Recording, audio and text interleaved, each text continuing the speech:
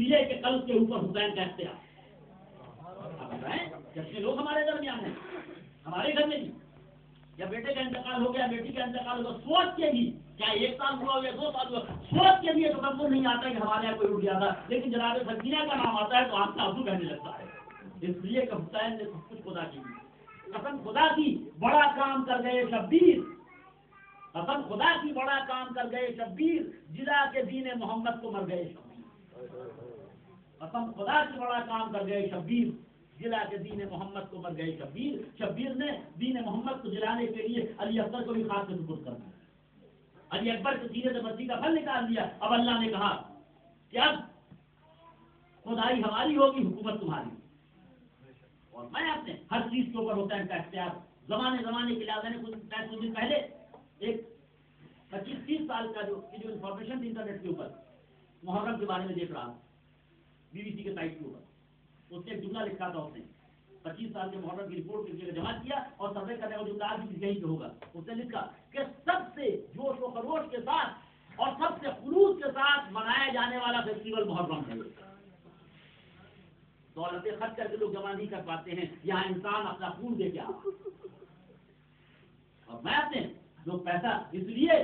کہ جو لوٹتا ہے قوم کو وہ غنی ہوتا ہے جو قوم کو لے لیے لٹا دیتا ہے وہ جناب امیر ہوتا ہے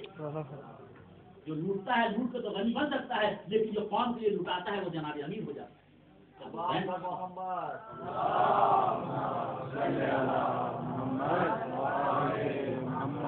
علی کا نام خود ایک معجزہ جو اس فطرت کے اوپر غالب آ چکا ہے انسان اپنے غم کو بھول چکا ہے اپنی تمام پریشانی کو بھول چکا ہے اور عزیزوں کا ایک مثال اور پھر آہستہ آہستہ مسائل ہر سال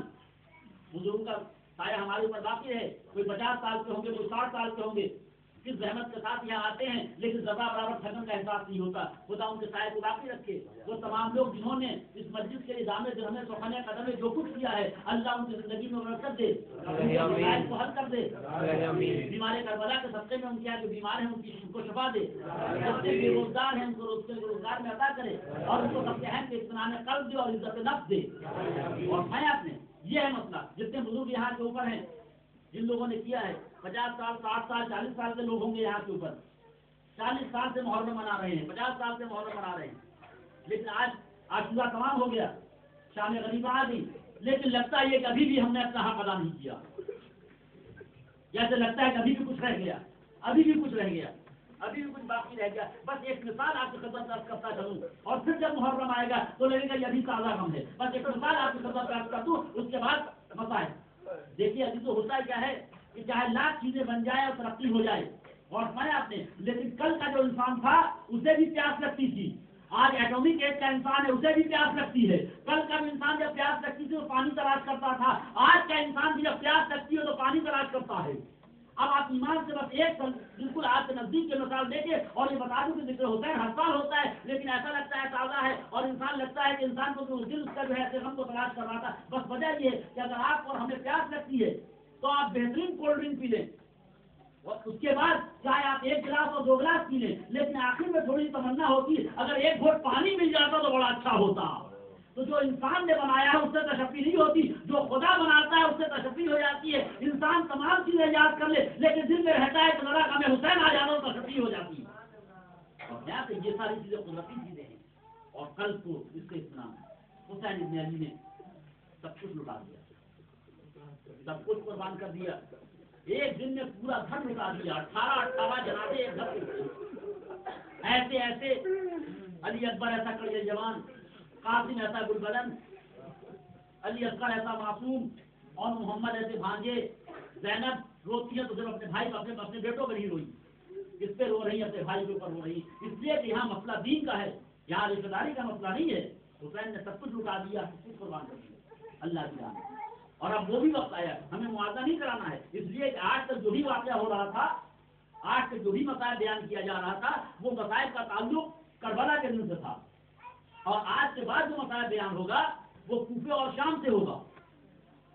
عزیزو اور اسی لیے جب کسی نے سید سجاد سے پوچھا تھا جب وہ ہمیشہ روتے تھے ہمیشہ گریا کرتے تھے تو پوچھنے والے نے پوچھا کہ آپ کب تک گریا کریں گے شہادت تو آپ کی میراث ہے تو مولا نے جملہ کہا تم نے انصاف نہیں کیا، شہادت تو میراث ہے لیکن کیا رسوا ہونا بھی میراث ہے؟ مطلب کوفے اور شام کے بازاروں میں ایسا کھینچا جا رہا تھا جیسے حبشی غلاموں کو کھینچا جاتا ہے. ابھی وہ امتحان جو سارا امتحان دیا حسین بن علی نے دیا ہے، لیکن ایک امتحان وہ ہے جو سید سجاد نے دیا ہے اور حسین بن علی نہیں دیا. اور میں معاوضہ نہیں کرانا چاہتا، لیکن میں ایک اور بات کہتا چلوں کہ جو کچھ ہو رہا تھا عزیزو ذرا انصاف کیجیے. اب ذرا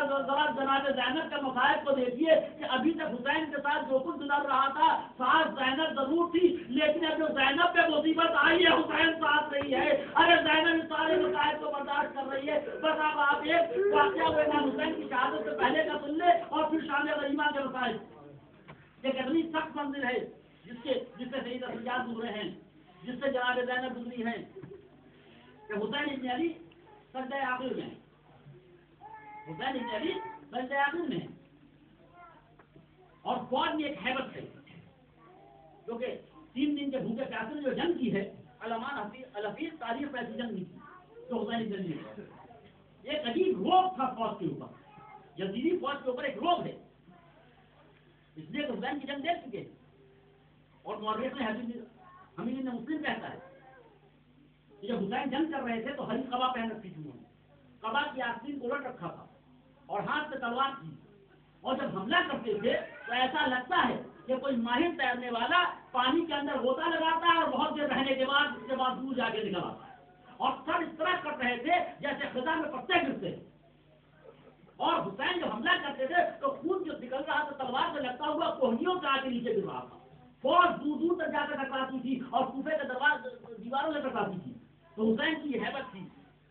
اور جب تک کہ حسین نے نیام میں تلوار نہیں رکھی ہے کوئی ایک تیر آ کے نہیں لگا، کوئی ایک پتھر آ کے نہیں لگا. لیکن جیسے یہ صدا یا نفس المطمئنہ، حسین نے تلوار کو نیام میں رکھا اور رکھنا تھا کہ بھاگوی فوجیں تھی.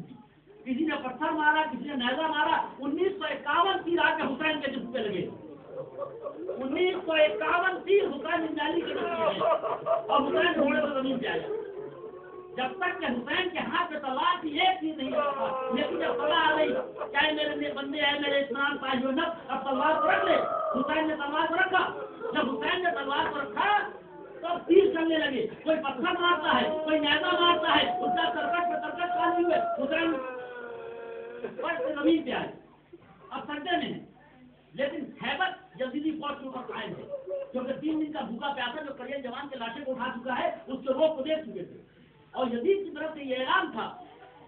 کہ جو بھی حسین ابن زیاد کی طرف سے جو بھی حسین کا سر کاٹ کے لائے گا اسے بڑا انعام دیا جائے گا. ہر انسان چاہتا ہے کہ حسین کا سر کاٹا جائے،